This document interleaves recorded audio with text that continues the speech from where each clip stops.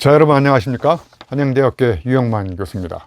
자, 이번 시간에는요, 제가 조금 더 색다른 이야기를 가지고 여러분하고 같이 공부를 해볼까 합니다. 오늘 제가 여러분하고 나눠볼 주제는요, 미래사회의 전문가, 과연 누가 전문가일까? 그래서 제가 결론적으로 얘기하면 오늘 사이 전문가가 미래사회를 이끌어갈 진정한 전문가다. 결론부터 얘기하면 전문가와 전문가 사이에 존재하는 차이를 존중해주고 내가 갖고 있지 않는 다른 전문가의 지식을 나의 지식으로 융합해서 제3의 지식을 끊임없이 창조하는 이런 전문가를 사이 전문가라고 합니다.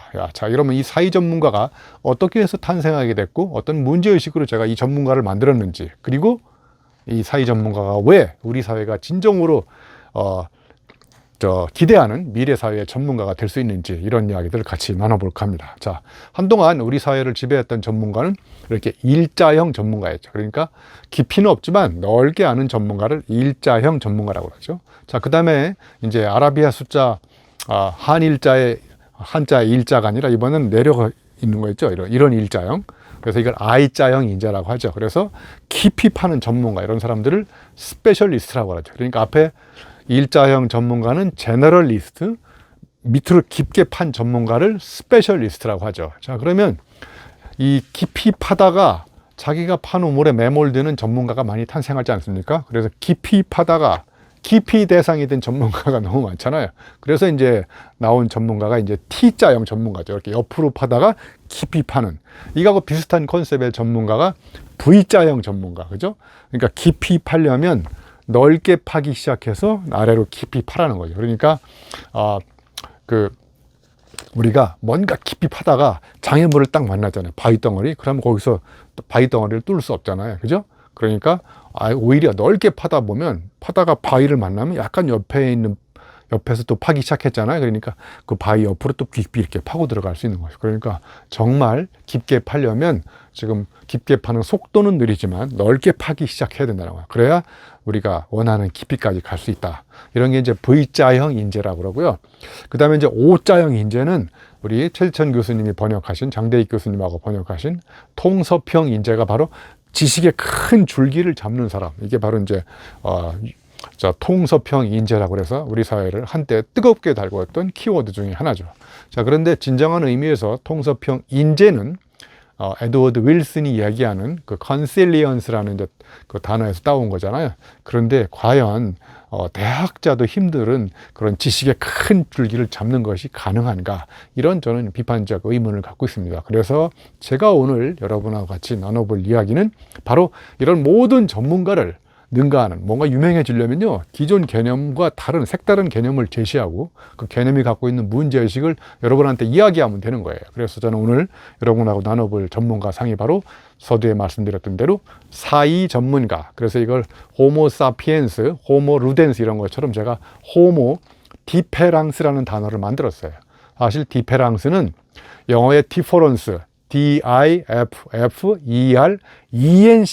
영어의 차이로 설명되지 않는 차이를 설명하기 위해서 프랑스 철학자 데리다가 디퍼런스의 ENC를 ANC로 바꿔놓고 블랑스 발음으로 디페랑스라는 단어를 만든 거예요. 그래서 이걸 차이로 설명할 수 없는, 사람마다 여러 가지로 번역하고 있지만 차이언이 된 거예요. 그래서 차이를 여기서 딱 규정하지 말고 시간 공간적으로 연기해 놓고 그 차이를 다시 한번 또 생각해 보자는 거예요. 그래서 차이를 명사로 생각하지 말고 차이를 동사로 생각하자. 그래서 오늘의 이 A의 차이는 뭐였었는지 내일 또 다른 공간에서 다른 시간대에 생각해보면 그 차이가, 어제와 다른 차이가 또 드러날 수 있다는 거잖아요. 예를 들면 소나무는, 예를 들면 생물학자 입장에서 봤을 때는 침엽수예요. 그죠? 그런데 시인의 입장에서 봤을 때 소나무는 지조, 절개, 독야 청청 이런 상징적인 은유로 시인한테 또 소나무가 차이가 다가오잖아요.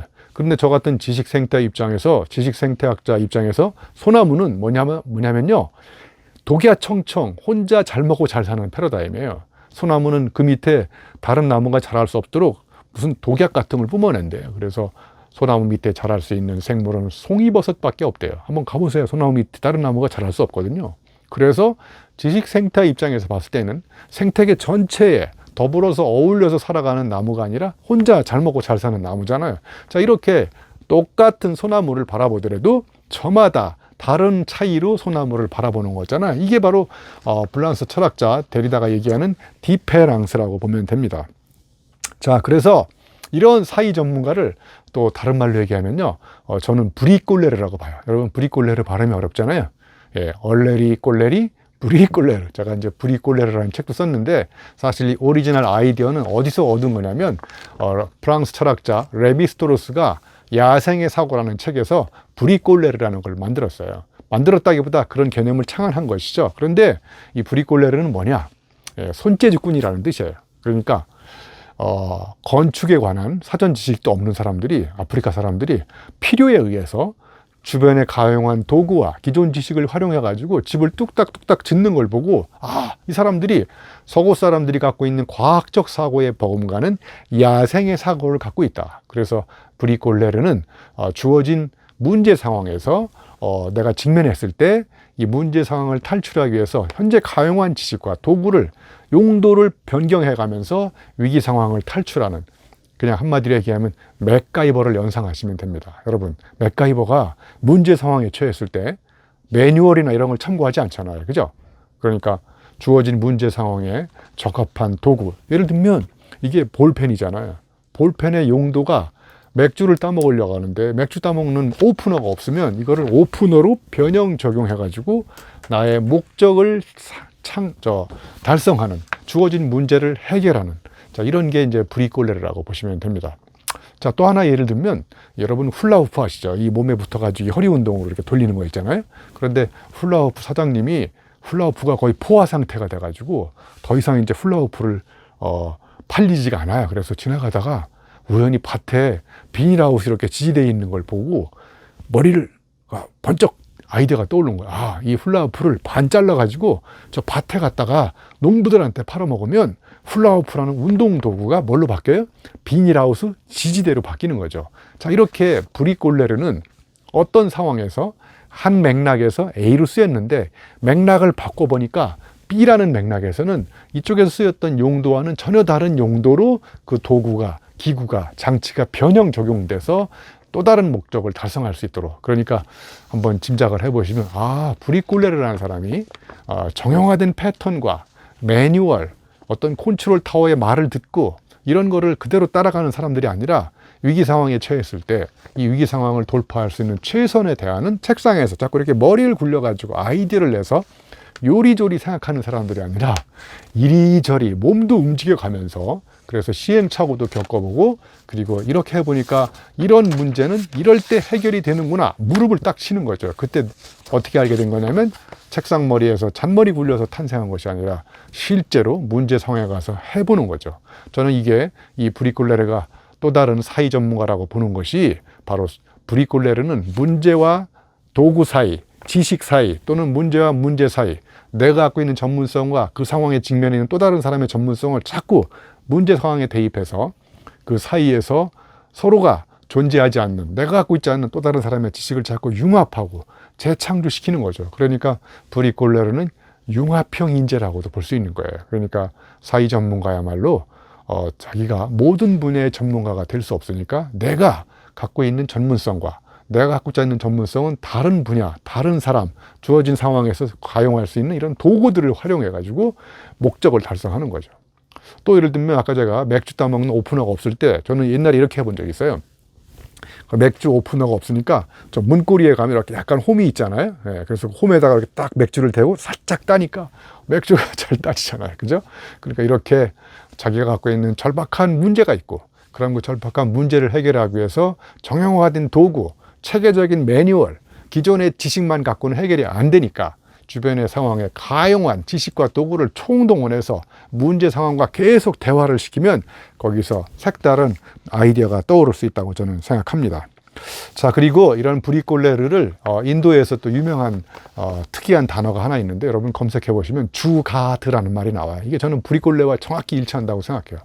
여러분, 제가 여기 적어 갖고 왔는데 구글의 순다르 피차이, 그 다음에 마이크로소프트의 사티아 나델라, 그 다음에 노키아의 라지브 수리, 이런 사람들의 공통점이 뭔지 아십니까? 다 인도 출신의 CEO입니다. 유별나게도 인도 출신의 CEO들이 컨설팅 업계를 비롯해서 세계 굴지의 대기업의 CEO가 된 원동력이 바로 뭘까? 예, 바로 주가드라고 합니다. 주가드. 주가드가 뭐냐면 힌디어로 말하면 즉흥적이고 대담하게 기발한 해결책을 주어진 문제 상황에 따라서 변형 적용할 수 있는 어떤 임기응변 능력. 그러니까 기존의 어떤 매뉴얼에 또는 성공담에 거기에 고착하지 않고 그 문제 상황을 자유롭게 해석하고 다양한 도구들을 또 자유롭게 적용하면서 그 위기를 탈출하는 이런 인재들을 저는 주가드라고 그러는데, 결국은 이렇게 들어보니까 제가 앞단에 설명드렸던 브리꼴레르와 정확히 일치하는 개념이잖아요. 자, 그래서 오늘 제가 세 가지 개념을 말씀드렸거든요. 호모 디페랑스, 사회 전문가. 브리꼴레르가 뭡니까? 브리꼴레르, 융합형 지식인, 맥가이버 같은. 그래서 이걸 전문용어로 스트릿 스마트라고 그래요. 그러니까 보통의 지식인들은 북 스마트, 책상 똑똑이잖아요. 그죠?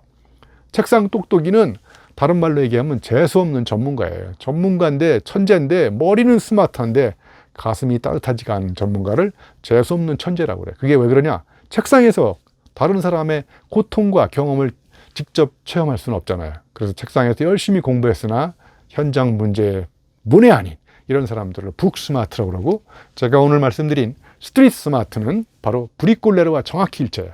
길거리에서, 그죠? 이렇게도 해보고 저렇게도 해보면서 스마트해진 체험적 지혜를 갖는, 아리스토텔레식으로 얘기하면 실천적 지혜를 갖고 있는 이런 사람들이 바로 브리꼴레르라고 합니다. 그런데 제가 후반에 설명드렸던 인도의 주가드가 바로 브리꼴레르와 정확히 일치하지 않습니까? 결론적으로 이 세 가지 개념, 호모 디페랑스, 즉 사회 전문가, 브리꼴레르, 주가드, 이런 사람들이 다 저는 우리 사회가 앞으로 길러내야 될 미래의 바람직한 인재상의 가장 적절한 모습이라고 저는 생각합니다. 여러분 고맙습니다.